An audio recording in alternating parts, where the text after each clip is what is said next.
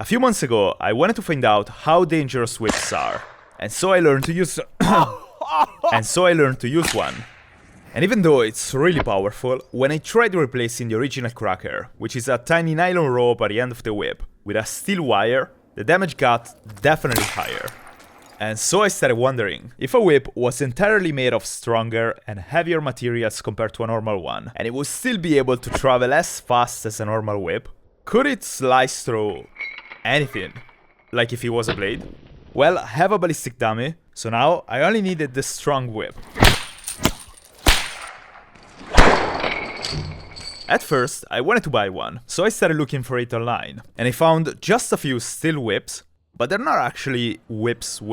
What I found was a lot of videos of Asian guys cracking massive chain whips, but the problem with something like that is obviously the weight. That chain is probably impossible to lift, and that makes it the deadliest weapon in the world to use against ant colonies. I got nothing against ants though, and I wanna be able to crack my whip mid-air, because they do this like mosquitoes. Take that.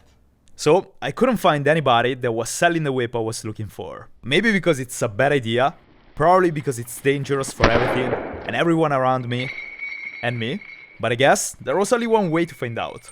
I was gonna have to build it myself, and then compare it to the normal whip by testing both against a bunch of different targets. So, to make the whip as powerful as possible, the first step was to figure out how whips actually work. And after a while, I found a few articles and videos that explained exactly what I needed. Basically, when you swing a whip, your hand and the handle of the whip move relatively slow, but they also generate momentum, which is the loop you see there. And a few years ago, this guy basically said that the momentum at the beginning and at the end of the whip has to stay the same. But since the base of the whip is much heavier than the tip, the only way momentum can stay the same is by increasing the speed. So the loop needs to travel faster and faster as the section of the whip gets smaller, till it gets to the cracker, a tiny, light rope that travels really fast, like 900 miles per hour fast. So basically, instead of a whip, a big mass with low speed turns into a really high speed when the mass is small. For this reason, when buying all the materials, I looked for something really heavy for the base of the whip and lighter for the tip. Something more durable and more dense than a normal whip, but also flexible, so that it could still move very fast. And also safety goggles. So for the body of the whip, I went with progressively smaller wire ropes. A 6mm one, a 4mm one, and a 2mm one. And then a tiny wire rope that I was gonna use as the cracker of the whip. Somebody actually already makes self-defense weapons out of wire ropes. And they're really cute. Because now, imagine that, traveling faster than the speed of sound. But the main reason I picked wire ropes is because they are heavier than the classic materials used for a whip. And since they're flexible, I believe they could still create the loop and behave exactly as a whip does. And to make sure the whip was gonna be as powerful as possible, to increase the weight even further, I got this big chain that I actually stole from my bike. And the plan was to place it right after the handle. I knew chains could work as whips thanks to the ant killer guys. But I still wanted to double check that and see how he behaved. And I almost lost my knee while doing that. Okay, maybe I'm being too dramatic. My plan was to make the new whip about as long as the latter one. A shorter whip would probably be easier to handle, which wouldn't be too bad. Because when I spanked myself with a normal whip, I basically just stopped thinking and I felt the need to leave because of the pain. And I don't want to even think about what would happen with the steel one. But a shorter whip would also be less powerful. So yeah, so I cut the 4 ropes. 2 meters for the big one, 1.5 for the medium one, 1.2 for the small one, and then a few centimeters for the cracker. And like that, I ended up with a total length of 3 me and about 1 foot. Plus the chain and the handle that I'm gonna realize I didn't take into account later. Now the hardest part was putting them together. At first, I thought about welding them, but since the ropes are really thin, I feared they would just melt. Moreover, I went back home for Christmas, and I have no idea where my father keeps the welding machine. Luckily though, there are a bunch of ways to connect wire ropes together. It must be that somebody had my same idea of making a powerful whip, and they ended up making bridges. Anyways, my top priority for this was to find a connection that would let the ropes move freely, without interrupting the loop. My second priority was that it looked kinda good, and my third priority was that the connections were strong enough to resist the stress, avoiding to launch supersonic steel ropes into my neighbor's garden. Spoiler, I think I failed the last one. And for all those reasons, I decided to go with swage sleeves. These are commonly used for steel wires, and even though they don't look too solid to me, when installed properly, the strength of termination is 90% of the breaking strength of the cable. When installed properly. Did I already say that? There are also different kinds of connections, like these clamps, but I figured dangerous spikes and supersonic whips wouldn't go well together. And so I picked the option of the swage sleeves, and I tried to make the eye as tight as possible so that it wouldn't slow down or stop the loop of the whip. Then I connected all the cables together, and the last step was to secure the swage sleeves. To do that, you need to crimp them, using the swage tool. And like that, the body of the whip was basically ready. This was the easiest and fastest way I could find to connect all the cables together, and I was actually surprised and happy that it worked. For like 5 minutes, because in that moment, I started to have a few doubts that almost made me quit this entire idea. Basically, I randomly tried moving the rope like a whip, and I noticed the connection between the cables was making the system bend on itself. While a normal whip has some sort of rigidity, it's not completely flexible and it doesn't fold on itself. But in this case, the medium cable kept folding over the big one, and I was worried it was gonna prevent the whip from working like a whip. Yeah. So I decided to quickly test it, and with that, I realized two things. The first is that the whip wasn't behaving like a whip at all, and the second is that the whip kept spanking me. And the crazy part is that even at that low speed, it was already hurting. So I had two problems to fix. The first one was fixing the whip so that it could go supersonic, and the second one was not getting spanked by the supersonic whip. So I tried first tightening the eyes, making them so tight they basically couldn't move. But even though the whip got slightly better, that didn't really work. Then my father came home and we found the welding machine. So he tried welding the connections, but as expected, the welding machine was way too hot, and it simply melted the wires of the cables.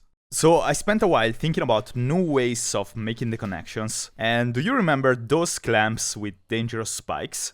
Well, I decided to use those. The reason why I did that is because when I tried making a connection with this kind of clamps, I realized they were making the whip much more rigid than before, solving, in theory, the spanking problem.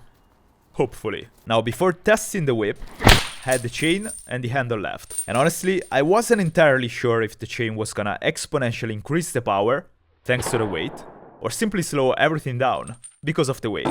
Or even worse, since the whip is already really long, the extra weight and length could make it way too hard to handle, and much more dangerous. So, because of that, I decided to cut the chain in half, and then I used a climbing clamp to connect the two portions. The idea was try attaching half of the chain to the whip first, and then the entire chain, and see which one worked the best. Also, I know it doesn't look pretty, but my goal was making the most powerful whip, and not the prettiest one. And I'm sure he has a great personality. Anyways, I attached half of the chain to the whip, and I quickly wanted to test it, mainly to see if I was at least on the right path. And from this test, you can tell two things. One, I'm not really into fashion, and two, even with half chain, this was actually kinda working like a whip. And when I tried to crack it, this happened. So after quickly destroying a pomegranate and painting the house with it, I attached the second half of the chain to it, because I was confident that was gonna make it even faster. And even though I felt like my arm was about to fall off because of the weight of the whip, my technique was also slightly improving, and with the full chain, I got something similar to a crack. To be fair, it was not the classic sound of the whip, it was different. For now. The whip was picking up water from the ground and turning it into mist. I think because of how fast it was flying. And I know it looks like I'm not happy about it, but I really was. It's just that the sound this thing makes, combined with the idea of it being a steel cable traveling as fast as a 9mm bullet, not that far away from my face, well, it was unusual, to say the least. I mean, what would you think if you saw some random dude using a supersonic chain whip in his backyard? Well, I was thinking the same thing. Anyways, before actually testing the whip, and compare it to the normal one against all the targets, there was one more thing I had to improve to consider it complete. If you pay attention in the slow motion here, you see that the whip moves on the same plane till it gets to the connection of the big cable with the medium cable. And I wanted to fix that, because I believe that that movement was actually slowing the whip down. If you remember, I scrapped my first design because I was worried about the lack of rigidity of the whip. But the chain is completely flexible, and it's free to move in every direction. And still, it was perfectly working like a whip. And so I started wondering, what if my first design with the swage sleeves was actually better than the new one? My hope is that with the old connections, everything was gonna be able to move in a fluid way, exactly how it was happening with the chain. So to find out, I tried making it once again. And even with half chain, this whip was not only working, but it was actually working better than the previous design. And my only explanation for the fact that now these kind of connections are perfectly functioning, and before they weren't, is that I was the problem, meaning lack of skills on my side. Then I tried attaching an even smaller cable at the end of the tip, and for the first time, I got an actual crack out of it. The body of the whip, without the handle, weighs 4.2 kilograms or 9.25 pounds, and that makes it 7 times heavier than the normal bullwhip. It's probably not the best looking whip out there, but with the eye connections, I felt it was looking pretty good. At this point, only the handle was missing. And also the cracker. I mean, I actually had it before, but I think I lost it right after cracking it for the first time. So I left it without the cracker. What I didn't know is that that would eventually make the whip literally sound like a gunshot. And as per the handle, I thought about building one, but all my tools are like half Europe away, and I didn't want to use stuff from my father's workshop to build one. So I decided to use a wrench. And like that, the whip was finally complete. Now, I wanted to find out if the custom whip was actually more powerful than the normal one. And if it was, how much more powerful. And to do that, I got a bunch of different targets. Starting from the softest, apples, then soda cans, pineapple and pumpkin. And I also got ballistic gelatin, that I already used in another video, but I'm gonna use again because it's expensive. And then finally, a ballistic dummy. The plan was to test each whip against all these targets, and then compare the damage. Alright, apples are first. So I'm gonna start with the classic bullwhip, and then I'm gonna try the chain one. There's like a 99% chance I'm gonna hit the table. Well, it's been a while since I properly used the whip, and you can clearly see the results. But after a few tries, I finally hit the target. Apple. I was expecting the whip to cut the apple, but it actually exploded instead. To be fair, I'm not sure if I hit it with the cracker or with the body of the whip. And my camera in slow motion doesn't give me much more information. And then I wanted to try with the chain whip. The plan was to start gently, to be as accurate as possible. But at the first attempt, this happened. And when I checked the damage on the table, I got excited for the whip, and also sad for the table. I dented the table, like... Let me show you. And in that moment, I realized that this thing might actually be more powerful than I thought. I did that. And that theory was confirmed on the next attempt. Well, it cracks now. This is so scary. That was the loudest crack I've ever heard in my life. You probably can't tell the difference from the camera, but it was way louder than the normal bullwhip. It basically sounded like a gunshot. And I believe it's the handle that made the whip much more powerful than before. And as a reminder, that crack means that the steel rope was flying faster than the speed of sound. That is insane. Well, what wasn't insane was my accuracy with it. Using this whip is pretty painful because of how heavy it is. And every time I cracked it, it was kinda pulling my entire arm and body with it. Moreover, I was shooting high to avoid destroying the table, but after trying for a while, I decided to just give up with the apple, and I moved on to the next, taller and harder target. Soda can, leather whip. This time, I got a clean hit with the bullwhip, and it kinda bended the aluminum, but it didn't cut the can. So I moved to the chain one, and like before, it made me dance for a while. Jesus. It is so loud. But then, after a few tries, I realized that if I wanted to crack the whip on the target, I had to aim a little to the left of it. And like that, I got it. And even though I still probably didn't hit the can with the cracker, the whip cut it in half. And I was really happy about it. The worst part is gone with these small targets. It took me a while and I lost an arm. You see the problem? Luckily now, we only got the big targets and then the ballistic gelatin. Let's do it. As usual, I tried with the bullwhip first. But this time, I actually hit the target a few times. And that's because even if I hit the pumpkin clean, I basically did no damage to it. Basically just scratches it. You see? The chain whip was a different story though. The first hit wasn't clean at all. But it made me realize that this whip would be actually perfect to grab stuff. And I've been finding it useful, especially when I sit on my sofa and I forget to grab the remote control. Before, I used to stand up. Now I'm simply using my chain whip, and it's been working flawlessly. Anyways, even with that first hit, the whip left a deep cut into the pumpkin. So then I tried again, and even though I left another big cut, I also realized something. This part of the whip is wet, but the cracker is totally dry.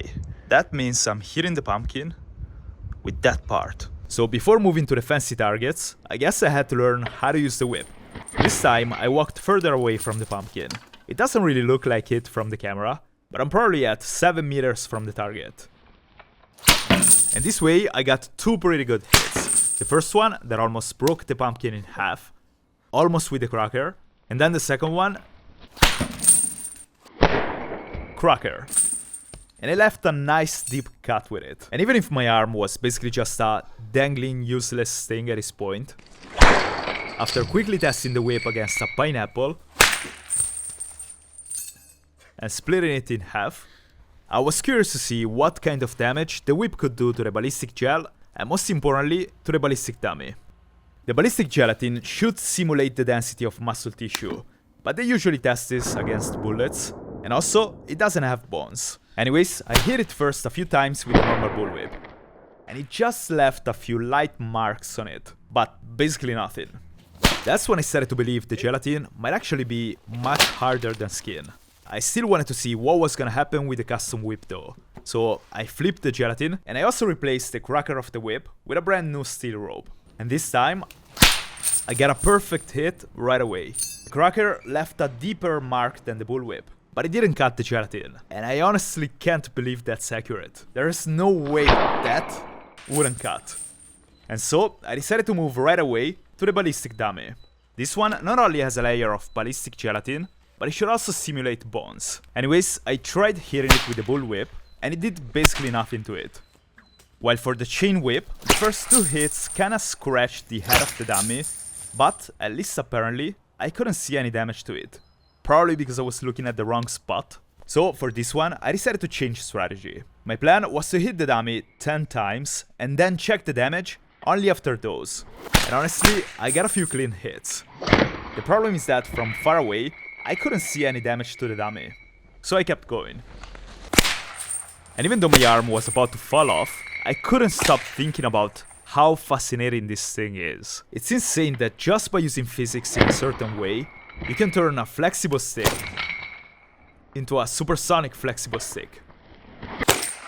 Anyways, after the 10th hit, I checked the actual damage. And it turns out the damage was actually much higher than what I could see. Deep cuts and broken bones basically everywhere. Cheekbone, top of the skull, right side of the skull, and a huge crack on the left side and the back of the head. And I think I kind of felt it when I did that. So, to answer the initial question, this thing is a lot more powerful than a normal bullwhip. Next, I'm gonna build an insanely powerful slingshot and a very special katana. So if you like this video, subscribe to see when they come out. Also, big thanks to my first supporters on Patreon. Everyone who supports me gets to see my videos one day before I release them on YouTube. And if you support me with $7 or more, you also get your name at the end of the video, like you see here. Thank you for watching, and I'll see you soon with the next one.